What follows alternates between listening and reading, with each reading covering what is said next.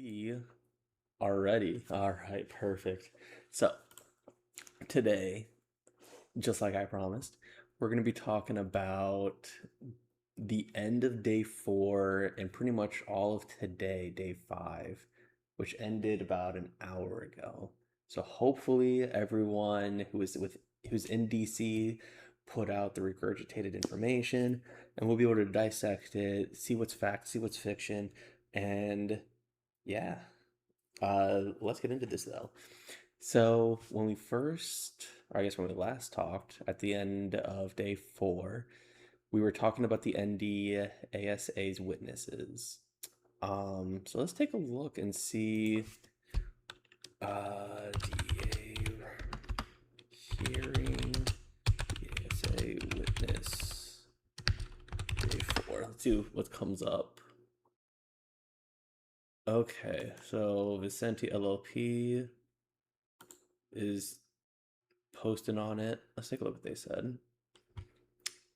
Shout out to Vicente LLP, by the way. All right, so 4 days into the DEA, switched up. Yep. Essentially previews proceeding early alerts. Okay, the central legal question. Yep, currently accepted medical use. That's all this is. This isn't about legalizing. This has nothing to do with anything other than whether or not there's current acceptable medical use, and those who are testifying those who are at the hearing are saying that they have a direct, not a conflict of interest. I guess they'd be, what's it called? What did we say it was? Start with a D, I'm pretty sure. Pretty sure. Long story short, they'd be, they'd be impacted in a negative manner. And they believe that the government's just getting it wrong. So the government case rests, yep, statutory standards. Opponents are building for the record for appeal, not just the hearing. All right. Opponents strong our marijuana isn't a standardized drug. Yep. All right, testimony. Here you go. So went first with 2 witnesses on workplace drug testing, transportation safety, and downstream consequence of rescheduling. Patrice Kelly, who helped design the federal drug testing regime, and Mary Jo McGuire, NDASA's director. No shit. No way. Is that who we...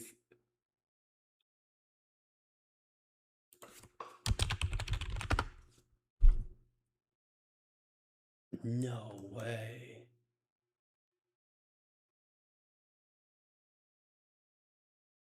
Here we go. Okay, here you go. Our executive director, Joe McGuire, was a guest. Guess that's her. Interesting. Very interesting. So they went up. Fat one comment. Who's the one comment?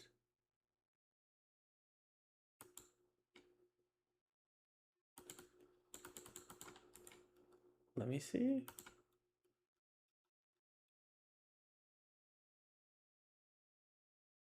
Filing sites, drug testing industry, and pharma company.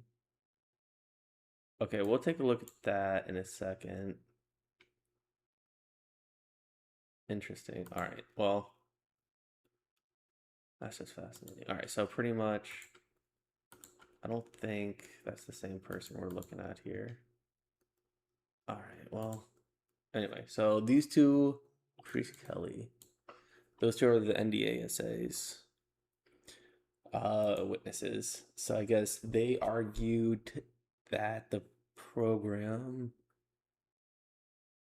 drug testing programs to the federal schedules, because the mandated federal testing panel reschedules substances from 1 and 2, warns that moving marijuana could pull it out of required testing for safety-sensitive workers. What do you mean it could? What do you mean could pull it out? What do you mean? It's not affecting that. But it's serious for employers and regulated industries. There's no evidence about whether marijuana is currently accepted in medical. What do you mean there's no evidence? Of course there's evidence. Neither the witness offered medical or scientific testimony on the CAMU question. Kelly was limited to facts testimony after DEA objected that she had not been disclosed as an expert. Right, I knew it. So she put herself up there because she wanted to be the center of attention. If they were serious about this, is all for investors, you guys. This is all for investors because they know that there is no stopping this, but they can siphon as much money as they can out of the people who don't want it to happen. But she went up there to get her puff piece in because like she's not an expert. If they wanted someone up there, they should have. I'm an expert. They're experts. I'm sure they could have paid us. Although it would have been hard to pay us to go against the fact that there is a medical use. That's probably why she went up there herself. So, okay. The most useful moment the proponents came from the own director. On cross-examination, McMahon acknowledged employers can keep testing even if it moves to Schedule 3. She narrowed the point the federal mandated DOT programs would no longer test for a Schedule 3 drug, but all workers would be screened. And even the witness conceded that rescheduling does not end workplace testing. Okay.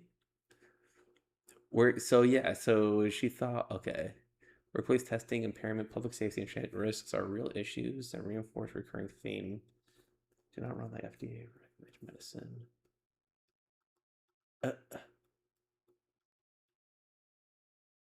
Wild. All right, what comes next in the DEA rescheduling? So the scheduling moves from the heart. So Sam, yep. So Sam was today.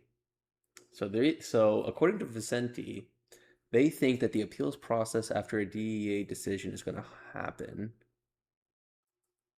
Yeah, no, this is just a hearing for those who feel like they're going to be unduly burdened from this thing, from this, from the rescheduling. So the U.S. Court of Appeals for the place of business within 30 days. All right, the timeline explains why so much cross-examination aimed at less than preserving issues of review. Whether the agencies adequately explained the switch to the two-part CAMU test. Okay, so interesting. So, right. Fascinating stuff.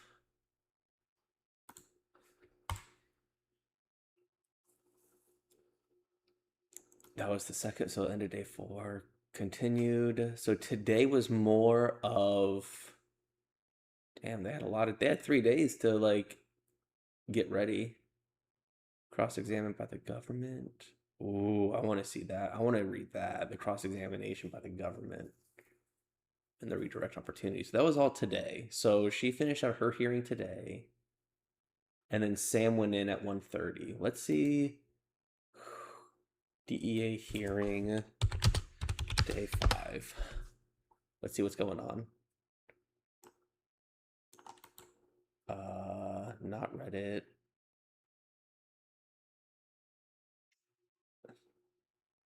Okay, Yahoo Finance is okay. Marijuana Moment's okay. We'll see what the Hill has to say about it. Why not?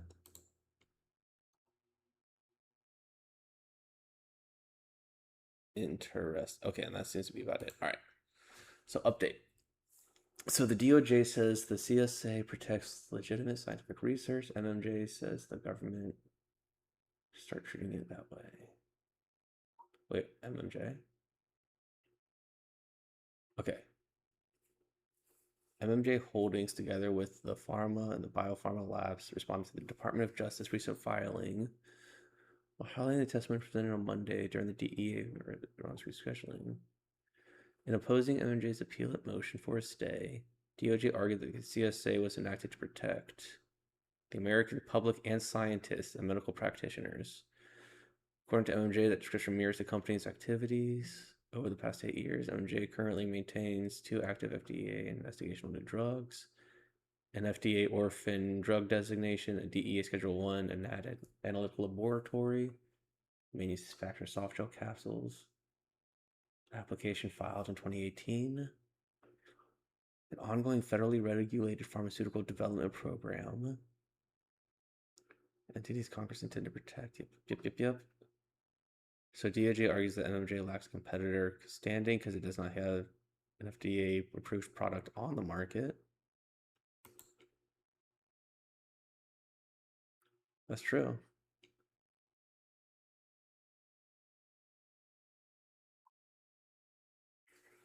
Analytically characterized, incorporated FDA. That remaining also is the pending DEA bulk manufacturing registration. Wow. It's been pending since 2018.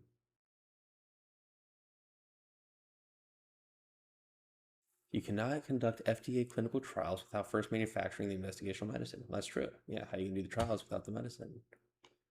The product exists. They have been manufactured, tested, and submitted to FDA as part of our IND program. It's not whether or not the product is there, it's whether or not the DEA application has remained unresolved for 8 years.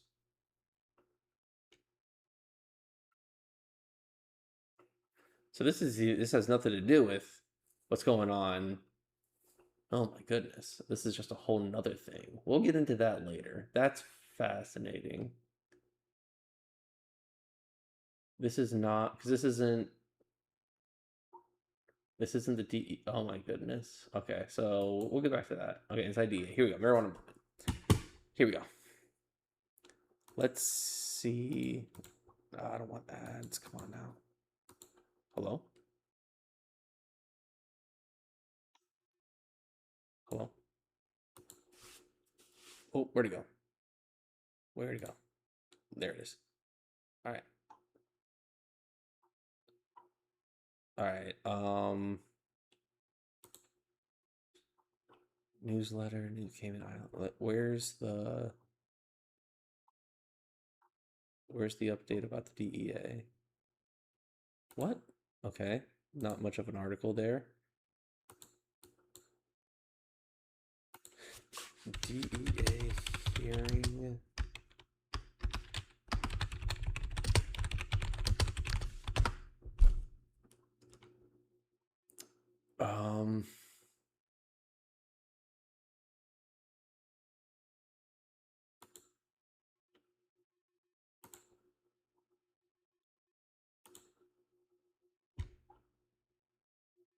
No, see, this is MMJ Holdings 500 read. Oh, that's July. Harvard expert testifies. Wait, but the DOJ didn't.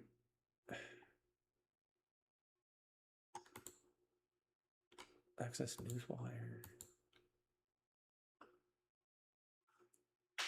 So this is completely different than what we're looking for. So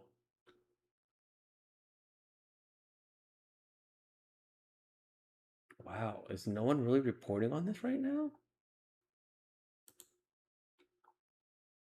Okay, here we go.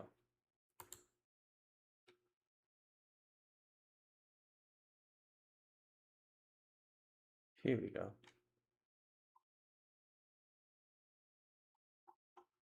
Let's take a look.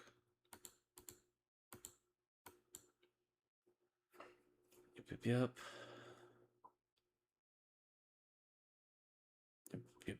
The Hill is just going over a lot. The governor of my home state, Tennessee. Yep.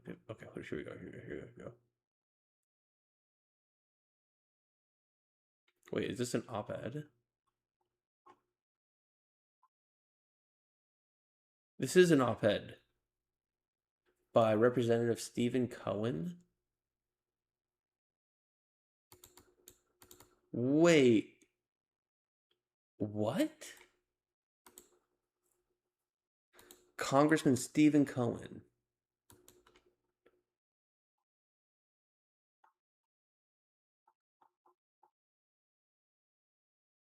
What?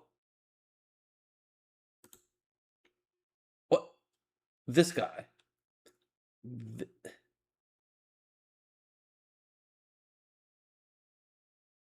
He's been in. Oh,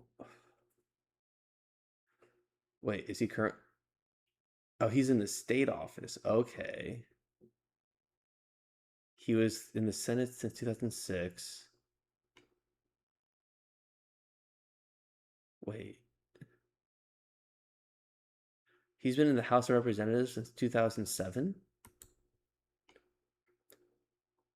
He's been in the House for almost 20 full years. He's been a House of Tennessee. What in the fuck?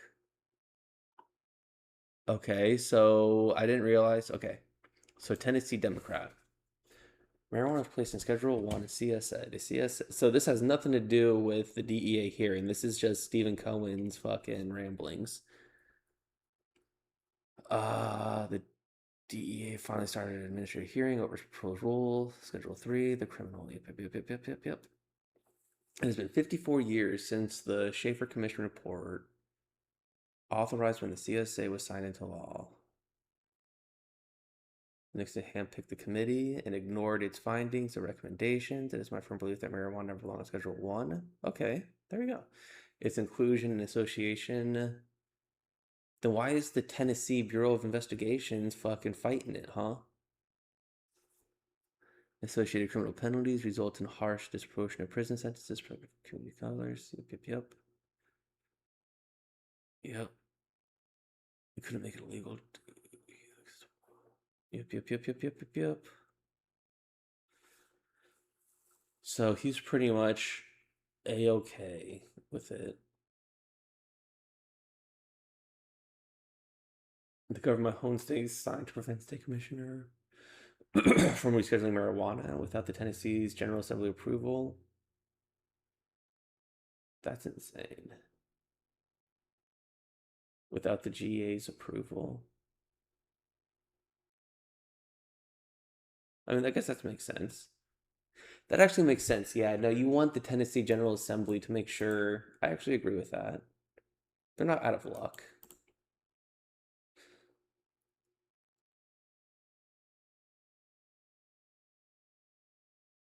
Wait, when did he announce it? In 2024? I think that's a lie. I don't think Joe Biden announced that it was going to be rescheduled in 2024.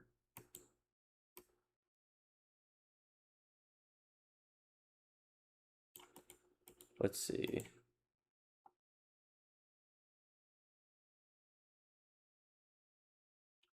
Wait, what?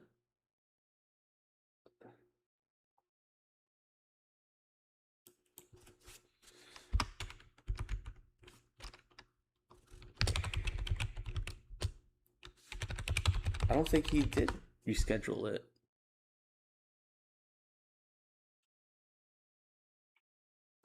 Did he? All right, proposal to seek to move marijuana from Schedule 1 to Schedule 3, emphasizing its currently accepted medical use. The Justice Department today announced. Oh, that's right. That was right before the. Okay.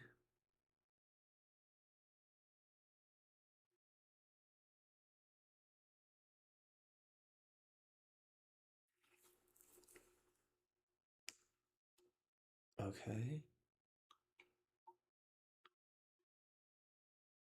Okay.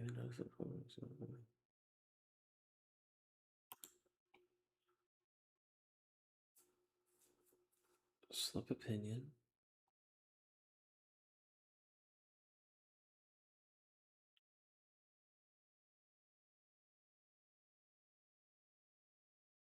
Okay.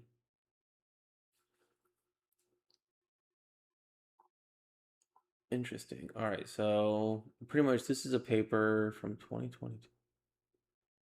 So wait, did none of the people, as explained in more detail, we conclude first that the DEA's current approach to determining whether the drug has a cameo is impermissibly narrow, and that satisfying HS two-part inquiry is sufficient to establish. So the DOJ itself actually, and this came from A slip opinion. Who wrote this? Christopher Fonzone, Assistant Attorney General, Office of Legal Counsel. He wrote this. Okay.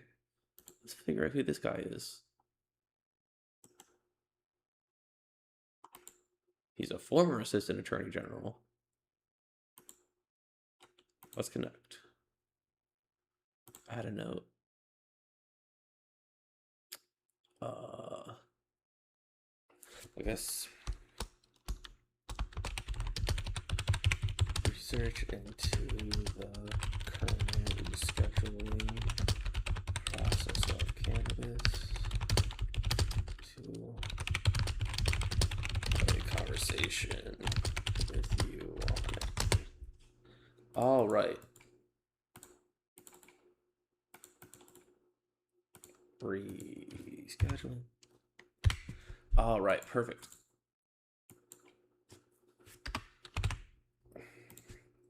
Scheduling process of cannabis. I would like to reach out and have a conversation with on the process and how you impacted the landscape. Look forward to hearing back from you soon. Yeah. That's pretty cool. Let's see. How old is this guy? Seems pretty. Yeah, okay. Yeah. 20 years my senior. Holy shit. Crazy. Crazy, crazy, crazy. Crazy, crazy, crazy. Okay. Let's X out of that.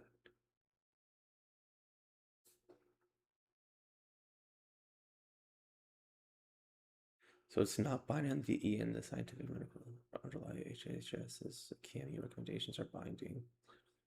Formal rulemaking proceedings. Once DEA initiates formal rulemaking, HHS terminated no longer bind DEA, but DEA must continue to accord HHS scientific and medical determinations to the difference. Not allow this to take a de novo assessment of HHS findings at any point in the process. They conclude that neither the single convention nor the CSA requires marijuana to be placed. Both the single convention and CSA allow DEA to satisfy the United States international obligation, but some limited decisions with regulatory action, convention's requirements, and the specific regulations. As a result, DEA may satisfy. Yep. Pretty much everyone was like, but what about international? What about international? What about international laws? There you go. International laws. Go fuck yourself. Fascinating stuff. What's even more fascinating is so in 2022, it was said that they let's download that. All right, just downloaded that. Already reached out to him. This dude right here, I guess he's pro cannabis. Thank goodness. I still think 20 years in office is a little too long, man. That's just me. I don't know. I'm sure it's a very good career. He made lots of networks. So yeah, so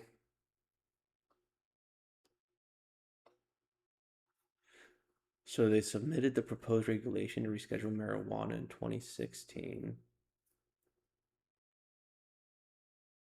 But it wasn't done until announced plans to reclassify. Did not make recreational marijuana. Yep.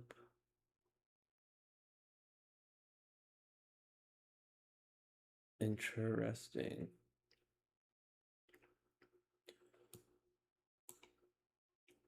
So back to the opinion. Okay. So be clear-eyed about the change. This change will not do. Schedule 3 will not right the historical wrongs. 50,000 people are still incarcerated. Yep.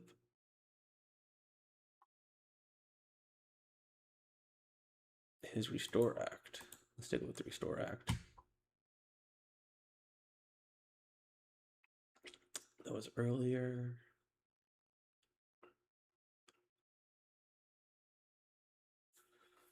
It's codified the U.S. Department of Agriculture waiver to allow ex-offenders.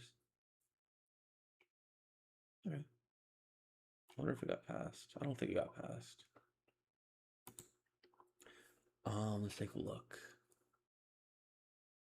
So, yeah, the DEA will reach the proper decision. Okay. DEA, the rescheduling news. 6 hours ago, 3 days ago, 4 days ago, 4 hours ago. Okay, here we go.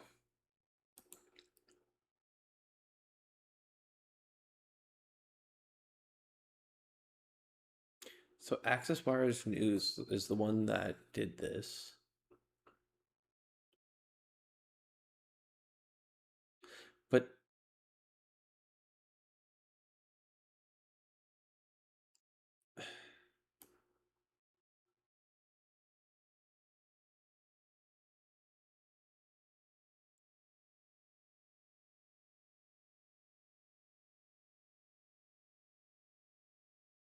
But MMJ Holdings wasn't in the docket.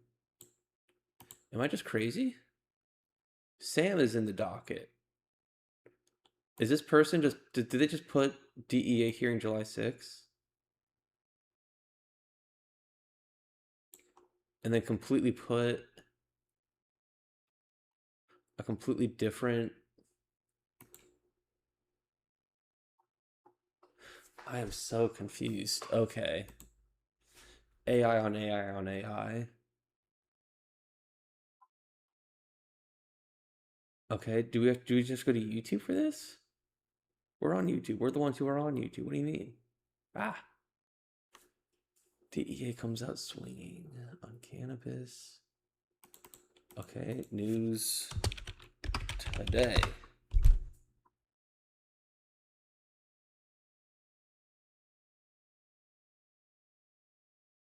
This is crazy. Okay, let's take a look at marijuana moment and see if they have anything. Pushes Congress to pass bill while supporting a ban on flavored wait, what? Flavored cannabis vapes? How are you gonna no flavored cannabis vapes? Are you saying botanically derived? Okay, let's see. American Medical Association adopted 2 new marijuana-related resolutions. Let's take a look. See what those resolutions are.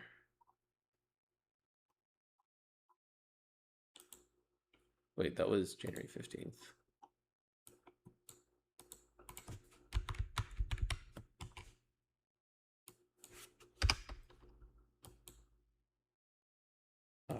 Marijuana-related resolutions.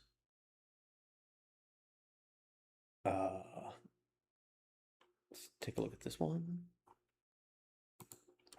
Let's get it straight from the source. Okay, the cannabis generates drug and serious health problems. Scientific valuable controls, clinical trial research. That's pretty much what they have to say about cannabis. Unless I'm wrong, unless there's something else. Here, let's take a look. Cannabis. Talking about that cannabis.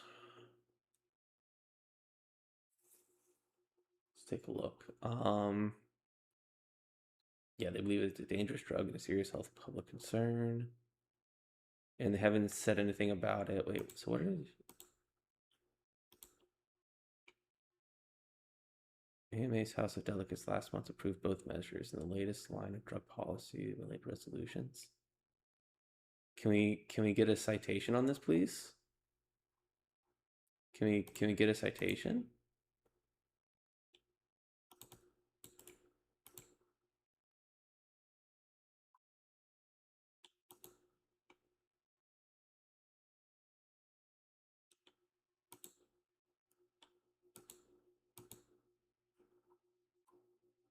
I would like a citation. Okay, here we go. Here we go.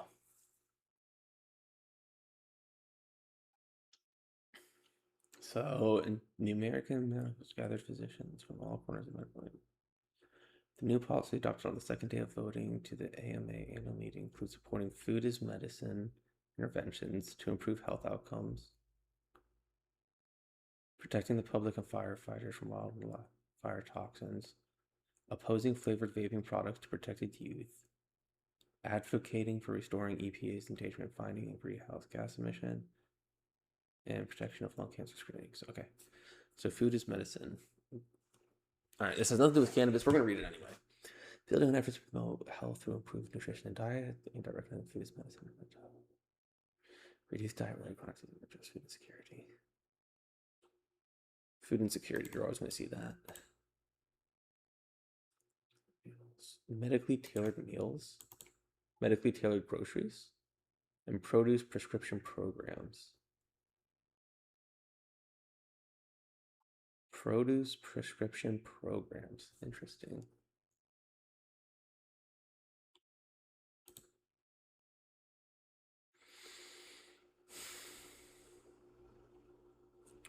Fast. Okay. Toxic wildlife exposure. The annual acreage burned has doubled in recent decades. Okay.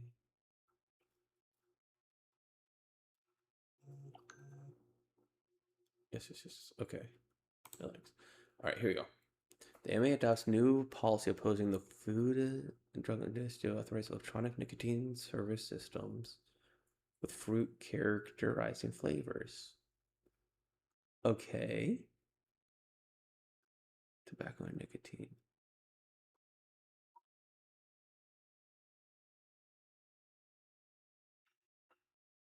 Okay, so that was nicotine. That was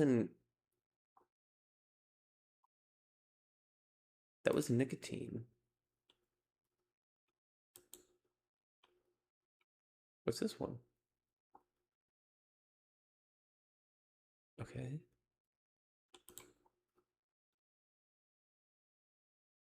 Committee report. F. Cannabis.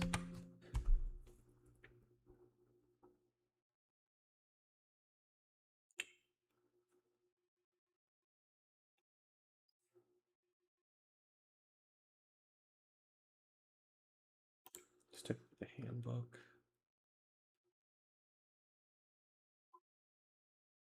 I really don't want to. Okay, let's take a look at the reference committee A.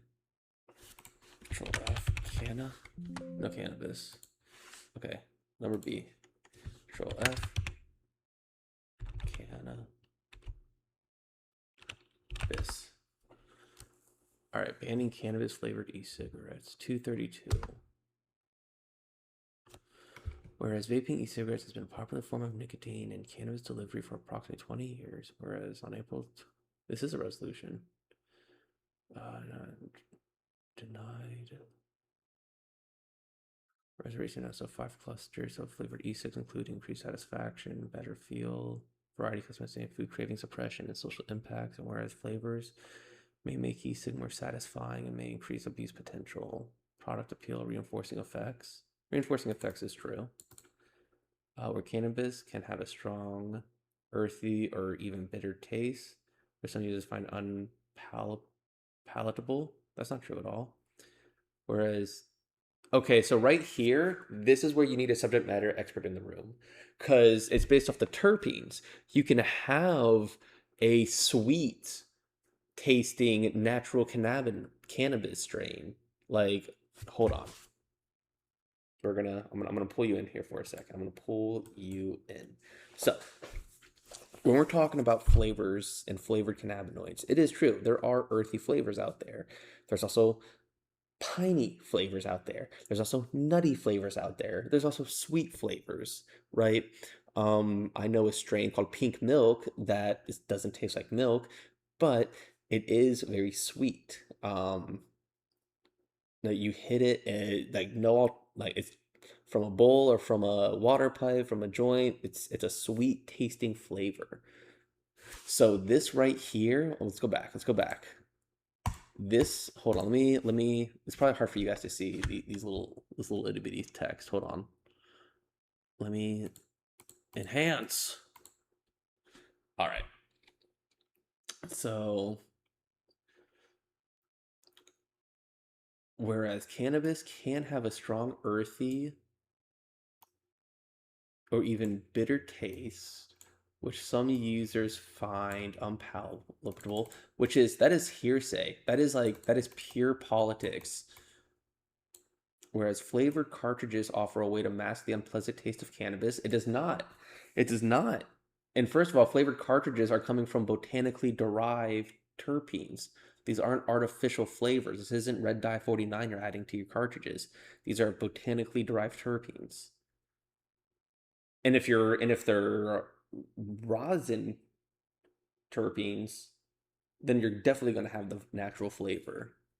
You don't need the okay.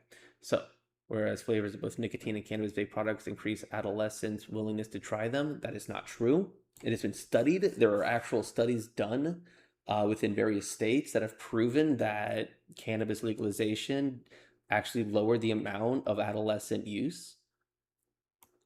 I'm going to pull that up right now, actually. Let me pull that up right now. Cannabis legalization, adolescent use study, NIH. Let's do that one. Let's do that one, and that one. All right. All right. All right, take a look. So this was published 2026. It looks like. No, it wasn't published. When was this published? Here, let's see. Published, the year published. Maybe it was published 2026. Okay. I think this was published 2026. So, adolescent cannabis use after cannabis legalization and the COVID-19 pandemic. That's interesting. So, this cross-sectional study of 1 million questionnaires from adolescents screened for past year, as well as visits from 2011, increased after regular passage and continued, then decreased after the COVID-19 pandemic. These findings suggest that adolescent cannabis is sensitive to broader changes in cannabis policy and social disruptions. The cross-sectional study examines importance. California is the largest record, so this was California. To examine how rates of adolescent cannabis use in California changed. This population was 13 to 17, integrated healthcare, screening for pediatric,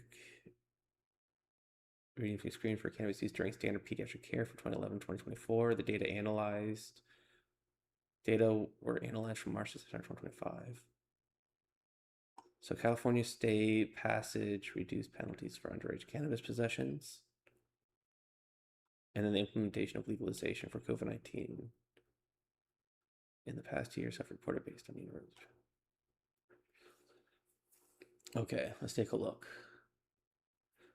So completed over the 14-year, this was a 14-year study period. Age 15, screened 600, so pretty much 50% were age 15, it seems like. So with a 95% CI rating, 9 to 10%, with a 9% variable. Okay. The mean rate of cannabis use was decreasing from 10% in January 2011 to January 2016. Rates increased by 8%, give or take 8%. That's hilarious. And then rates continue to increase after limited legal retail sales by 8%, give or take 8%. That's fascinating. So like they're even telling us that like the CI is actually like off. Like pretty much like it could be 1 or it could be 0%. So them saying there was an increase, it's a little variable. It's not like a 2-2. Interesting. After the COVID-19 pandemic began, rates of adolescent cannabis use decreased substantially. See what I'm telling you? See what I'm telling you? Mm-hmm. Mm-hmm. And then 0.8 rates of adolescence. So one is like a median, you guys. Just to let you know, one is like flatline. 0.06, 0.19, 0.8, like a mean of 6% in December of 2024. Wow.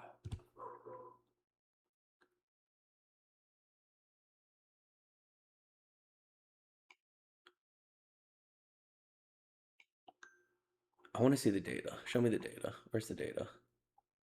All right. 4.6 million. Yep, yep, yep, yep, yep.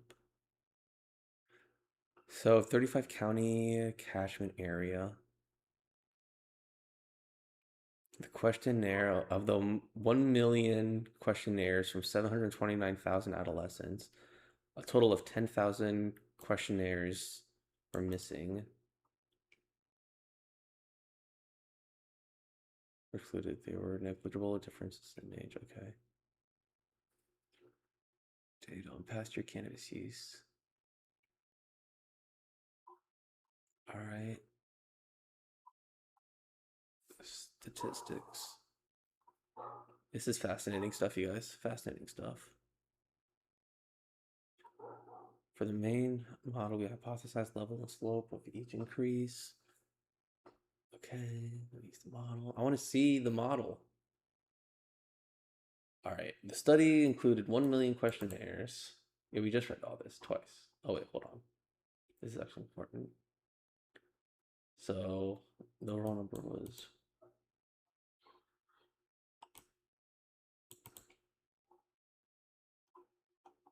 Okay. There's a standardized difference here. Fascinating. All right.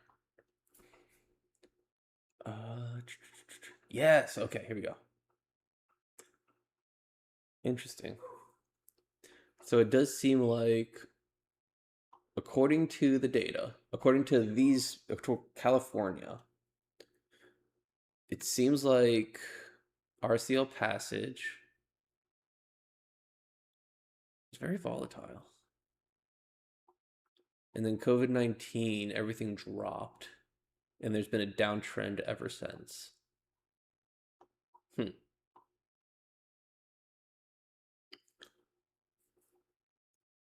The best fitting pyramid model based on quasi did not include level of changes to RCL passage and tail them too. The model evaluates the annual slope change 1.2 to 1.8 in the main model and 1.4 to 1.8 in the period. An unmeasured confounder would need to have at least association magnitude with both exposure and outcome to fully explain the reported RRs. Since all exposures were time series interruptions, the unmeasured confounder would need to be time. Okay. So results by age gap. So it seems like the. Okay.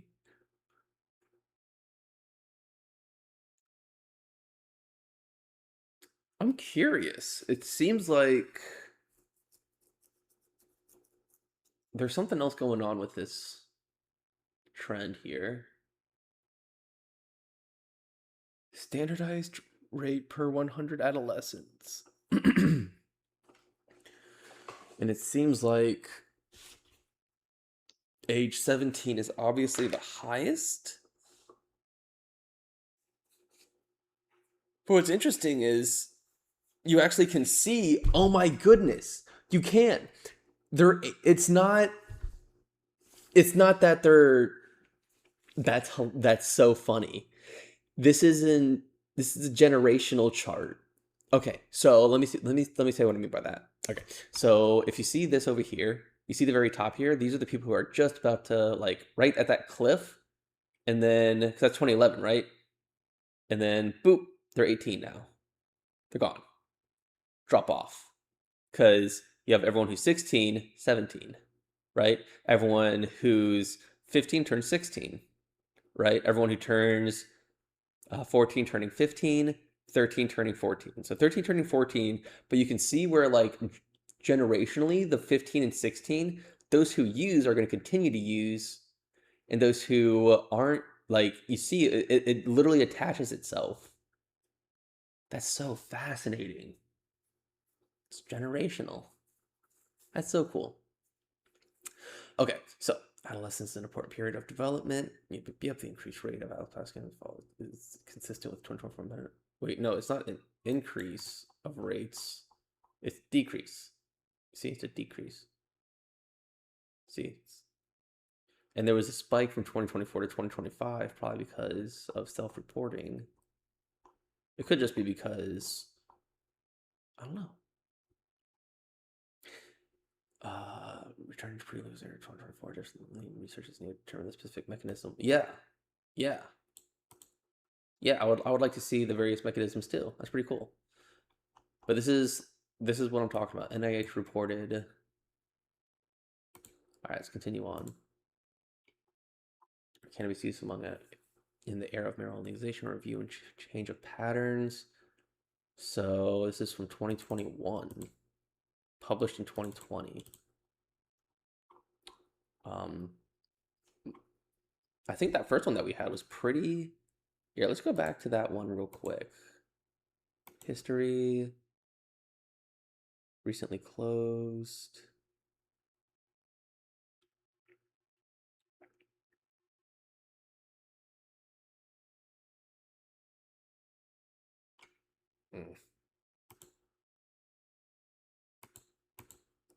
All right, well, anyway. I'll find it later. Oh, here it is, right here. Okay. Oh, wait, no, this isn't it. This is what we closed. Okay. Well, we're going to close this one out too, because this is from 2021. 2026. Here we go. Adolescent. All right, here we go. All right, so this work was done by Kelly Wolf, Natalie Slama, Rosalie Pakula, Alice Pedon, Lynn Silver, Stacy Sterling, Derek Sater, Cynthia Campbell, Monique Does, and Stacy Alexieff. I apologize if I mispronounced any of your names. You can actually take a look at the true article, full text. Here, I'm gonna cite this. I'm gonna put it in the chat, right? So that way you guys can have access to the review. So that way you can see it yourself and see if I'm full of bullshit. But I'm pretty sure I'm not. Almost positive I'm not.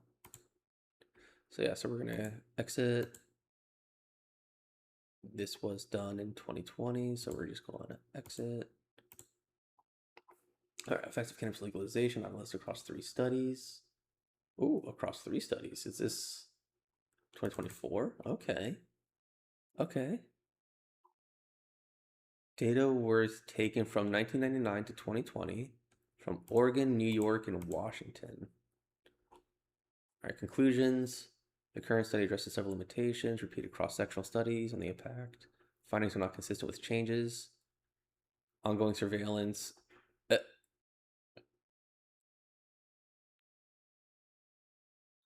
At the between person level, youth who spent more of their adolescence under legalization were no more or less likely to have used cannabis age 15 than adolescents who spent little or no time under legalization.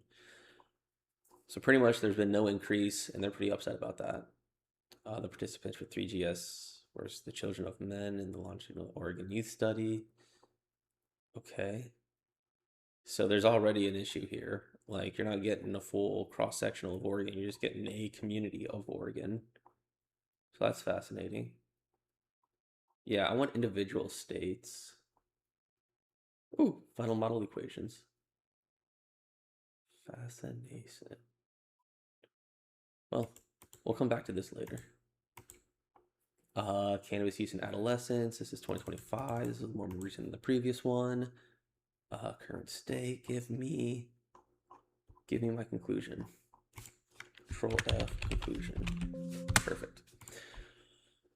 Increasing product potency, diversified model consumption, complex challenges. In contrast to adults, however, it has resulted in greater social acceptance. While cannabis offers therapeutic potential, Demonstrates significant health risks with consumption in adolescents. Effective prevention strategies. Likewise, current treatment options for CUD are limited. Cannabis use disorder. For those of you who are curious what CUD mean, there is a need for evidence-based interventions. Hey, that's me. I'm evidence-based interventions, specifically tailored to adolescents. Maybe I should look into that, getting a grant and figuring out how I can do that. Okay, so, right, we were going over that first, and then we kind of just like spiraled. But yeah, so we were going over this. So how the MMA was, we just went a whole tangent, didn't we? And we got to go soon. The group's delegate. So yeah, looks like no one's really talking about Sam today, which is interesting. I'm very curious to see what's going to happen to what I see tomorrow on it. Maybe I'll come back for a later stream if there are updates and more recent news about it. I wish I was there in person in DC so I can just talk about it and write it down. But there is an issue with not having a live stream and not being able to record like anything at all. Like people can't even have their laptops out. I know you can have laptops out, they just can't have their cell phones out. But the laptops can only be like, it's wild. So yeah, no one's really allowed to record anything. So we're just gonna have to rely on the stenographer and the secretary and hope that they don't mess it up. But today, one more time, today at 9 a.m., NDSA had their second witness. I believe that was the head of the NDSA, the director that we saw earlier. After the lunch break, Sam had their first witness.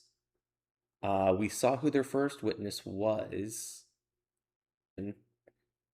And then tomorrow they're going to redirect that first witness. So we'll learn more tomorrow about what happened day 5. And then day 6, we'll talk about and get into the analytics of what happened day 5 and what we believe is going to happen day 6. And we'll do some more research and go over some more, some more lab results and go over some more clinical data because we're all about the evidence-based research here. Yeah. This has been me though. I'm signing off. Hopefully, though we didn't get to go over much of what happened today, we still learned a lot. And I assure you, we're going to be going more over tomorrow. Also, we're going to be going over Florida state law about how the hydroxy ban is going to 7-hydroxy ban is going to go into effect on October 1st, and how pretty much there's going to be all the smoke shops and kava lounges are just going to close up shop October 1st. It's looking like. We'll see though. More tomorrow. Thank you for tuning in today. For those of you watching the recording, yeah, thank you for watching. Tune on in tomorrow. Not really sure what time. We're still getting our schedule down. We're still new to the streaming thing, but we'll get there. For today, though, thank you for tuning in. Peace.